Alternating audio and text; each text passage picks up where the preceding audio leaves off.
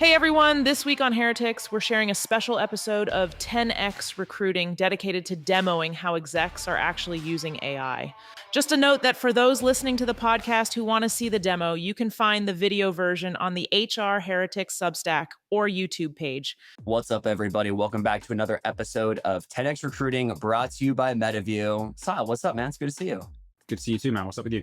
It's another beautiful day here in Salt Lake City. But today is actually an exciting day, Siadhal, because we are launching a new series called How I AI. When you brought this up, I was like, all right, let's kind of run a couple of these and see how it goes. And it turns out that actually people sharing their screen, I was blown away with what I'm learning on how people are actually using AI in their recruiting workflows today.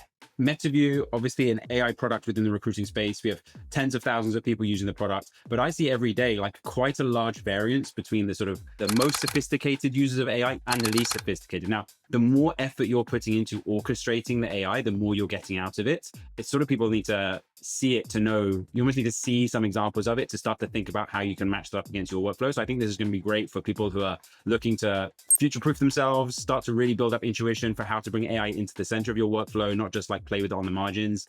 So Samy Aumar is at Qonto, and we had an amazing conversation about how he is actually using AI. And again, he's showing his screen, going under the hood, showing us how he built his workflows, how much effort went into these things. So what were your takeaways from our conversation with Samy? AI mandates work. They had an AI mandate sort of maybe about sort of 6 or so months into our partnership with them. And the fact is, when you create an environment in a company where, hey, the expectation is you're working out how to use this to give you leverage, then these are the results that you get. You can play the role of the architect here. Now, obviously, I look at some of these things and I think there's a long tail of workflows out there. And, you can be the architect. You can be almost the designer of these systems because they're so intuitive to work with. So I'd say that would be my second one. Okay, so I got two as well. The first one for me is no engineers needed. The story I was telling myself is that it's going to take a week for me to set this thing up. I don't have the time to do it. Maybe there's going to be some technical aspect here that's a little bit overwhelming and causing some anxiety in me. And it turns out none of that is true. One of the ones he showed us, he built in an afternoon, he said. I actually toyed around after and I built one in 15 minutes. Just start and toy around with it. You're already at a much better position than you were before you started. This is not like you don't need to bring in your DevOps team or your internal tools team to come help you do this. You can do this on your own, being completely untechnical like me. We're just about still at that time where you've got a bit of a free pass to try things, fail and mess up. And so, yeah, I totally agree. Obviously just get started. Yeah.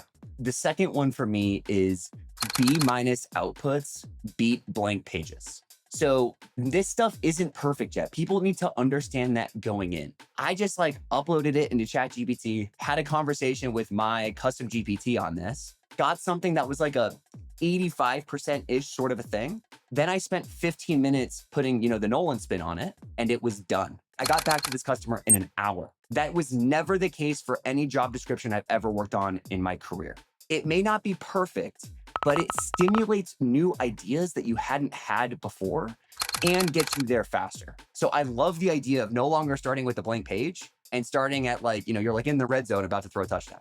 Samy is a recruiting operations person, and he is setting this up so that he can actually control the quality of output across his company. So what you don't probably want, actually, if you're one of the people in the, trying to orchestrate recruiting within your company, is just letting 1,000 flowers bloom and everyone has their own interpretation of what a great JD is. You can get you the sort of AI output up to an A and A+.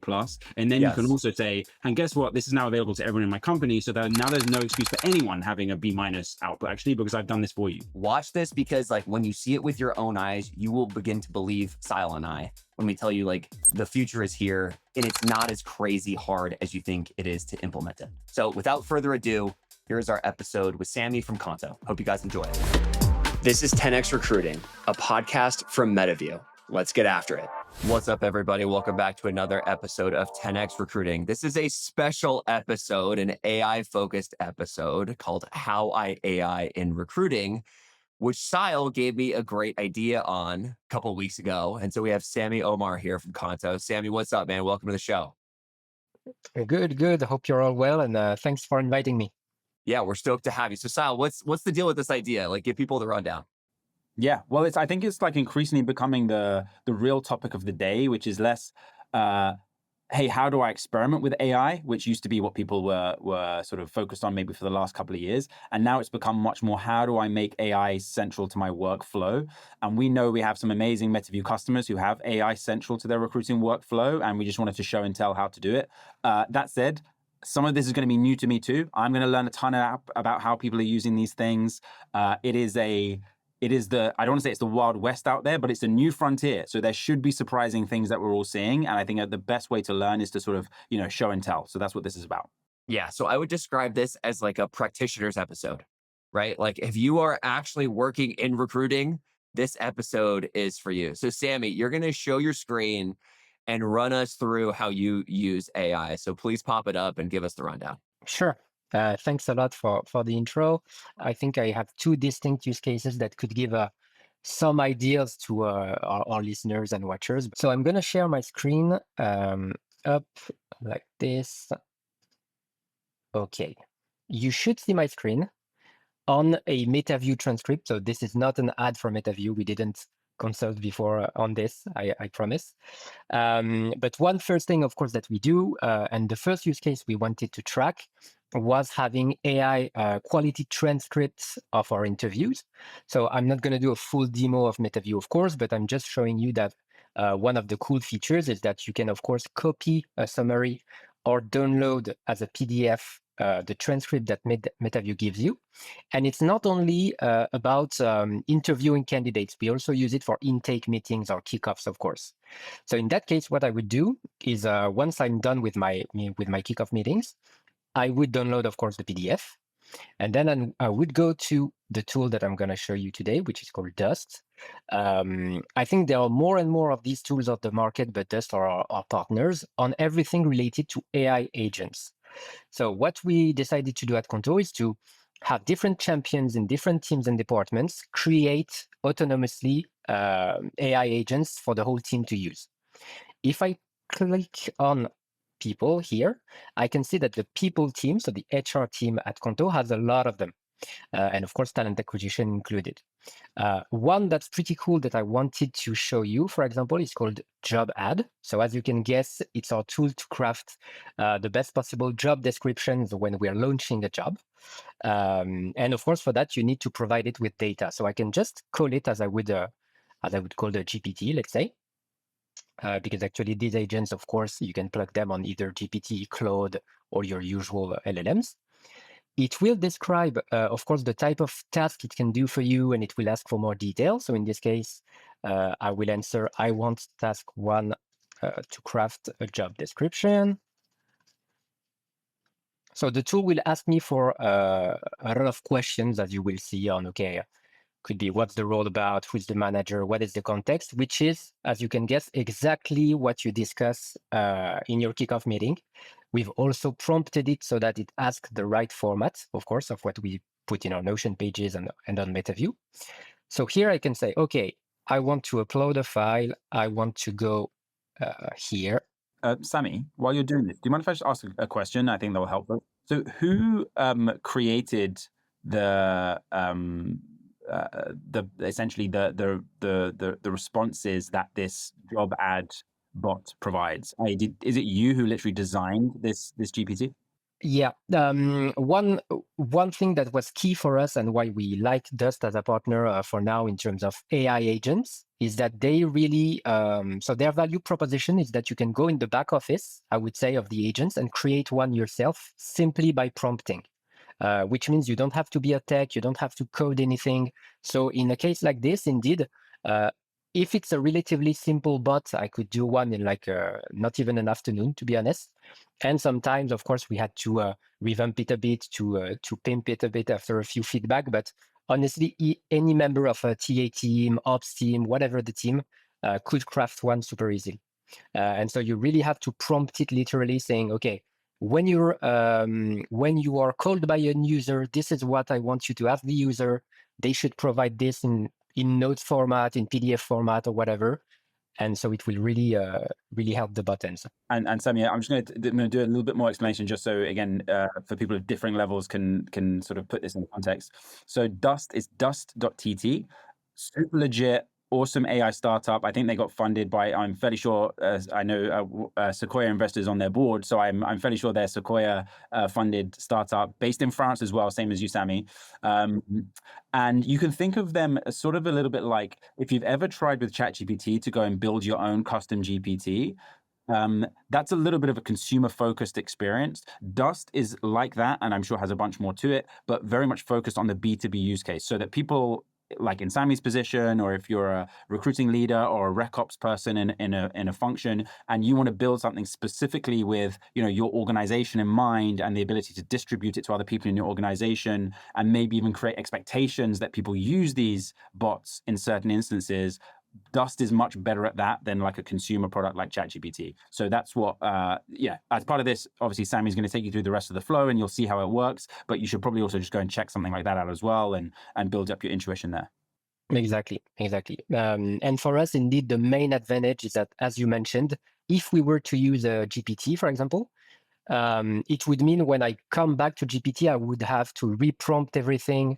I would have to find a way to give the GPT access to some data that I have maybe on Notion, on Google Calendar, etc. Whereas Dust is thought of as a workspace for companies, let's say. So here, as you see, it asks a lot of questions. I'm going to say, okay, here are my notes from my kickoff meeting in a PDF. I don't want to bother with more. So this is a great example, right? Of you have this bot who has expectations of I need this information in order to create this generation for you. You haven't had to answer it in exactly the way that it wanted, right? You've just said, "Here, here's my Metaview notes. You can figure it out from here." Exactly. And so it explains, of course, I need to do a comprehensive job ad on the format that was asked from me, etc. And this is a job ad that you can find pretty much on our website. And so the agent was prompted to understand, first of all, the tone of voice that we want in our job description at Qonto to make it really Qonto, if I can say. And also the name of the paragraph, the emojis that are always the same. So it's really crafted a job description that is as we expect it at Qonto, in a matter of seconds, whereas before, of course, I would have to try to craft it based on an older one, could take a few hours, etc. So this is the first example of how we use it for generative, let's say, content. And we do it, as you can imagine, for a lot of content. Could be case studies for candidates, could be job descriptions, could be a lot of stuff like this. Maybe I can go on a second use case. Just to sort of bring to life for folks, unless you have questions. There is a job post that would typically take you. I mean, have you sort of sized up the time savings from going from here's an intake meeting to a job post to what used to happen? Yeah. So of course it's a bit. It's always a rough estimate, I would say, in those cases, because we were not, tracking everyone to see how much time they took. But from what we see in the team, it's more like basically from the kickoff to having all the material ready and the job ad live on our website, etc. It was taking like 2-3 days because you needed to craft it, have the manager review it. Same for the case study, etc. Whereas now in the same day or in like maximum 24 hours, we can have everything live after a kickoff meeting. Yeah. So Samy, walk me through what's on the back end of this thing. So how much material did you train the agent on? Yeah. So what I can do is indeed, if I go back here, I can show you. So this is the main space where, people edit their agents, they create them, etc. If I go here, I can pretty much edit, as I mentioned, myself, the bot. So this is an example of what we call prompting, basically explaining what I want the agent's behavior to be and how I want it to work.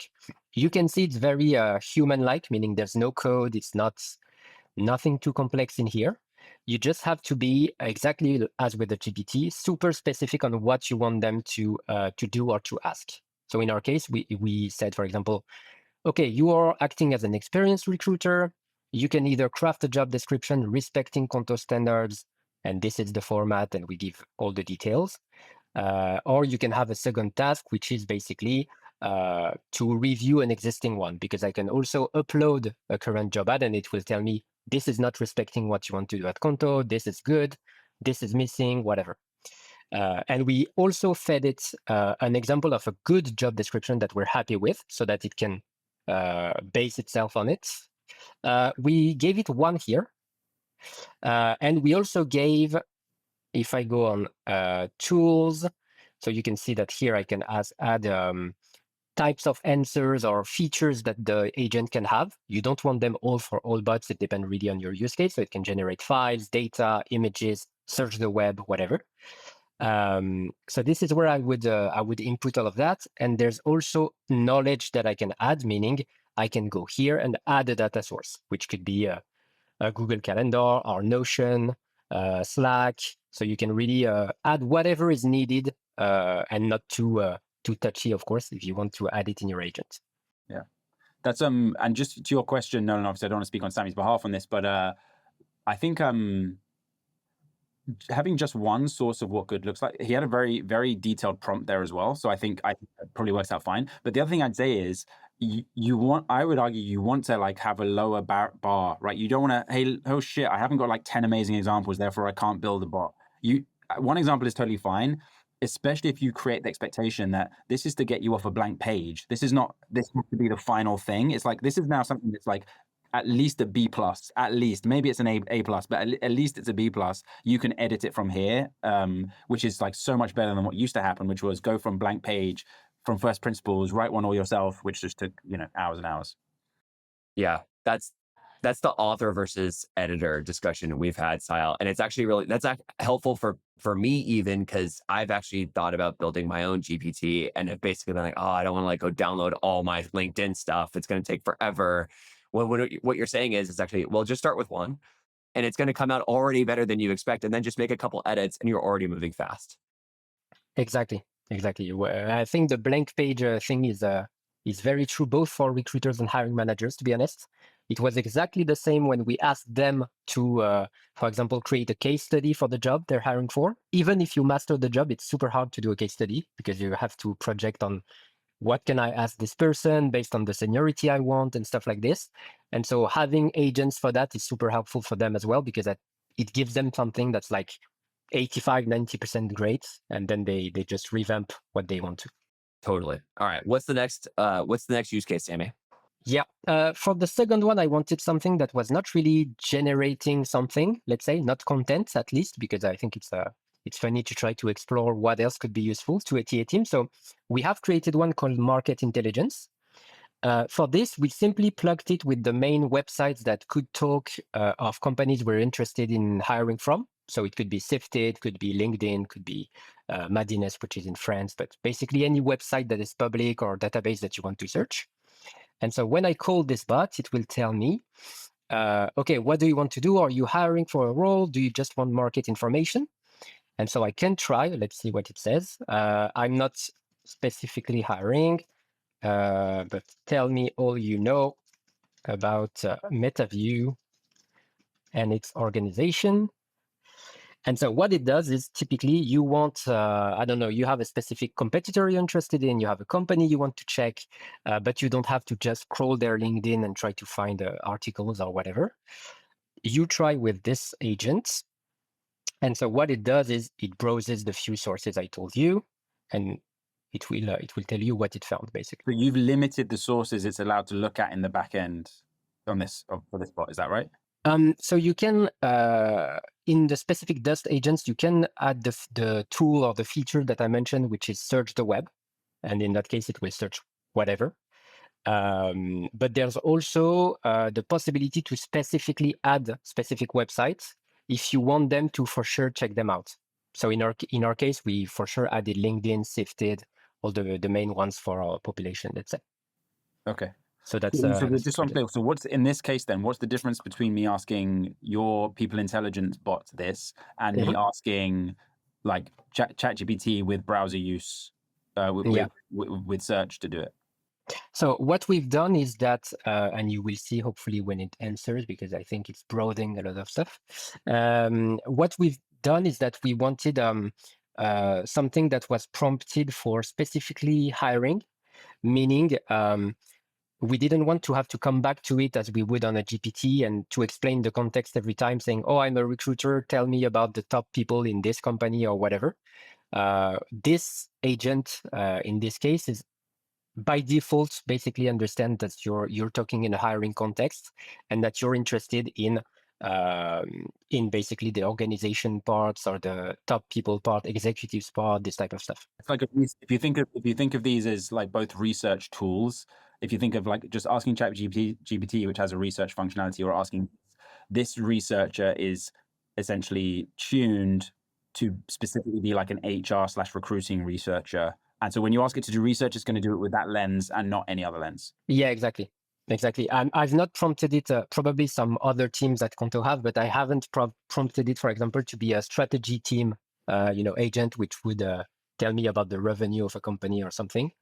It's more really, to find this type of information. Interesting. And so, Sammy, what about like, LinkedIn Recruiter? So is it only able to use the publicly available LinkedIn, or is it able to like go in through your account? Like, how does that work? So what we've seen that it's able to do is to check for LinkedIn profiles, meaning, so here I have the answer. But if I was to ask it, I want this person that you mentioned LinkedIn, it can go and retrieve it. So it's able to search probably via Google or something. It's able to search someone's name and find their LinkedIn for you. What it cannot do so far is to do advanced search as you would on LinkedIn Recruiter, meaning filters and everything, which I'm pretty sure is because LinkedIn doesn't open their API for this kind of stuff. So they're quite closed. But for the rest, yeah. And so, as you can see, it detailed all it did. So it looked for a lot of stuff. And it gives basically an overview of, okay, they're London-based, they're an AI technology company, etc. Here is the leadership team with a little bio. So it says, it gives the bio of the key people, let's say. Here are the people that it found most likely on LinkedIn in the sales and marketing team at Metaview, in the product team, in operations. Here's what it found about recent growth and funding. So you can check if it's hallucinating or if it's true.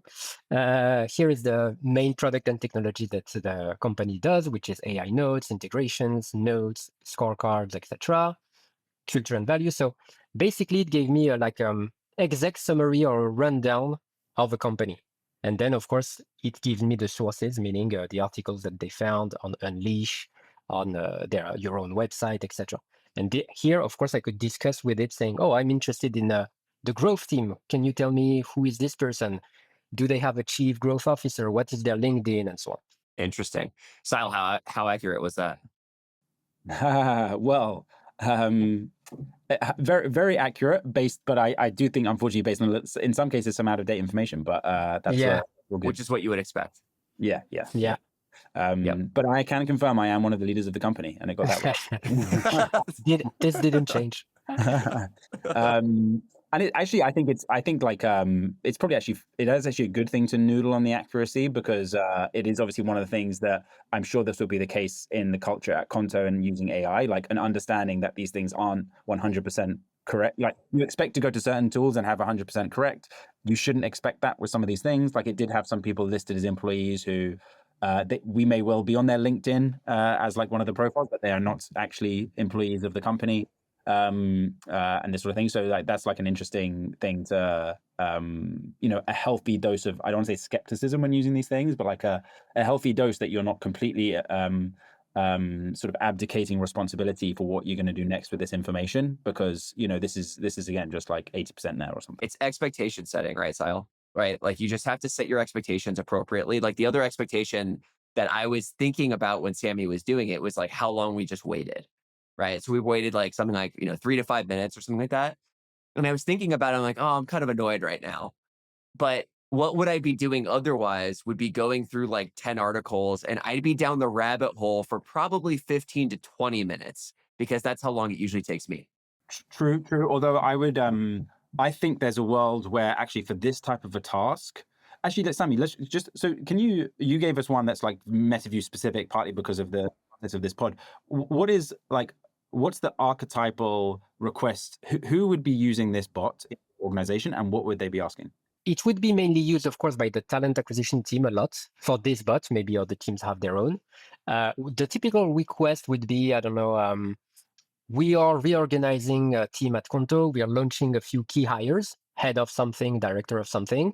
Okay, can you give me information about the growth organizations in the top European fintech?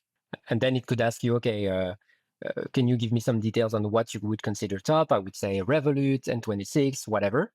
And then I would iterate and discuss with the bot to say, okay, tell me if there's a chief growth officer in their company and who are the direct reports. And if I want to check that it's not hallucinating, as you mentioned, okay, where did you find the information? Can you link me to their LinkedIn or the article? And it's pretty good at finding, especially the bigger the company, the more content there is online, it will be pretty good at identifying at least key people. Yeah, so I think that makes a ton of sense. What I was going to come back to on you, Nolan, was this idea that,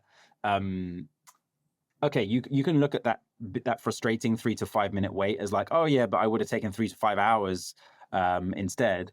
I think the main difference actually should be, we probably shouldn't be sitting here watch it for 3 to 5 minutes, right? You put together your request, it goes and does its research, and actually, if it takes 3 to 5 hours, that's totally fine because it's parallelized. You can ask it to do 5 things at once. Each takes 5 hours. They're not dependent on each other. You, while in the meantime, are also having like 5 conversations with people or something like this.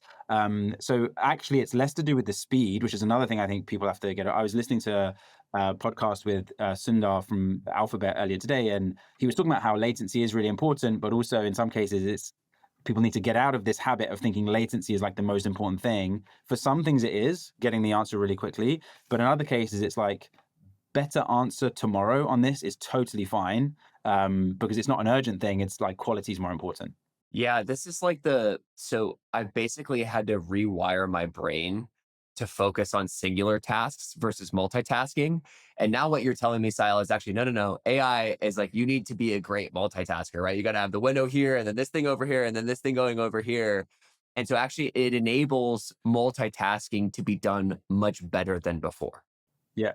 But I think also maybe the thing I'm saying is, you should also accept there's some like set it and forget it about this. Like the reason that this query took 3 to 5 minutes, and if you scroll up to the reasoning trail, Samy, so the bit where it was, you see this other part of the UI, this sort of grayed out box here, this is like not part of the generation in a way. This is just the AI showing you how it got to where it landed. And that's useful for 2 things. One is just actually you as a user building up your intuition over, okay, this is how this works. Therefore, I should maybe ask questions like this in future. And like prompting is a legitimate skill that people need to understand. And this is useful to help you understand how it's working. And then the second thing it's useful for is you might spot where it went wrong. And like then you can give it much better instructions either next time or like as part of this collaboration. So my point is, all of the time, this 3 to 5 minutes, you can sit there and watch over the shoulder of the AI as it's doing its work and see is it doing it right. Or you can just come back to it in like half an hour's time when you know it's going to be finished. You can see what the output is. If you're happy with it, great. You've like had a nice lunch in the meantime. And if you're not happy with it, you can still see how it landed at this thing, so you can go and correct it. Yeah. Exactly. So yeah, this is what we would typically do, to be honest. And then the cool thing is that you can, of course, extract it, share it with your TA team, so that we can centralize as well the info we get. Awesome, Samy. One of the things I think I know about Qonto was that you folks had an AI mandate quite a long time ago. Is that right? Yes. Can you share more, like a little, whatever you can share about the context of that? Feels like over the last month, there's been a few high-profile CEOs of companies who have come out and said, hey, everyone in the company, you need to be using AI. I'm just curious, is that the same type of way it happened at Qonto and just whatever? How did it come through to you? What was the messaging and like why? What was the justification? Yeah. So I would say to do it super briefly, let's say, we wanted to push for AI and to be more and more AI enabled, at least. This was an initiative that was carried by our co-founders, and so they mandated sort of our CTO, who of course wanted to as well. What we decided was to have champions in different teams that are the ones that will be, in our AI community with a specific Slack channel, sharing knowledge, building these agents on Dust and stuff like this. But not to do a top-down initiative, because for us, if you just tell people management said you have to use AI, they won't get why and they won't do it, honestly. So it was to identify the tech-friendly, let's say, people who could do it. It works pretty well because I would say on a given week, like 80 to 100% of the company uses at least one Dust agent. So all teams honestly use it for their daily jobs. And in terms of hiring and what we expect, so it's interesting because we've started more and more asking candidates in the hiring process what their use of AI is. But I would say it's much more to not have the risk of hiring someone who would be AI advert, let's say. Not that we have something against it, but it's more, okay, if you don't want to use AI, honestly, don't come at Qonto because we use it a ton and we believe it will change a lot of stuff. So it's more, we will never say, oh, it's okay, oh, we don't hire this person because they haven't used extensively AI, because most companies are not there. We know not everyone can be there. But it's more that they should be at least curious, that they understand that it can help, tried maybe a few things on their personal time, even if it's just some GPT prompting. But we really started recently to log it into our feedback scores and our feedback notes, just asking a few questions on how do you use AI, what do you want to do more if you could have more time or more knowledge and stuff like this. So I don't know if in the future we and other companies will be like, okay, it's mandatory. But I think since we're not there yet, we just expect people to be curious, I would say. As the tools get better, you're definitely going to mandate it, because this is obviously like the best way to get work done. And like Samy, like this is super helpful for me, because the biggest takeaway for me from this segment is it's not that hard to actually like spin it up. Like it didn't take you that long to spin it. You said an afternoon. It probably took a couple hours, right? Like, and that's been the burden in my mind. It's like, oh my God, this is going to take me a week. I really need to like go block out and like go into my log cabin without like any interruptions and go like crank out this GPT. And what you just showed me is like, no, we just took like one JD, dropped it in there, and like everything gets to at least 80 to 90% now. And then it takes me a few minutes and we're done. Yeah. And the great thing about people like Samy, for us actually as a company building AI tooling, specifically in our case for recruiting, is you also get a ton of inspiration actually for roadmap.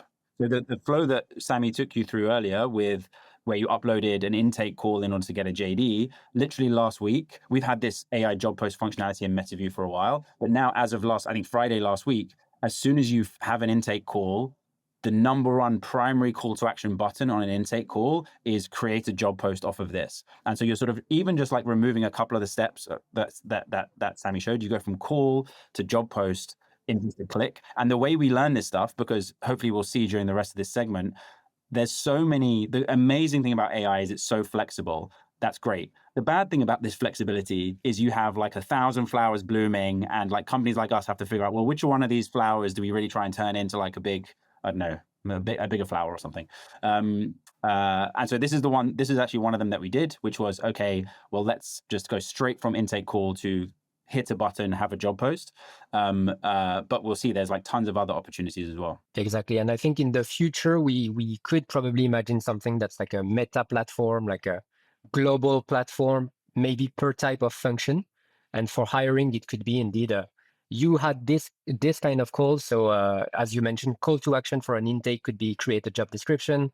If it's an interview, it could be, okay, do you want to send the transcript automatically to the hiring manager associated? So it could be a lot of stuff that we do manually right now, but I'm sure we won't have to in the future. World's changing fast. Samy, thanks so much for taking us to school today, man. No worries. Thanks a lot again for our invitation.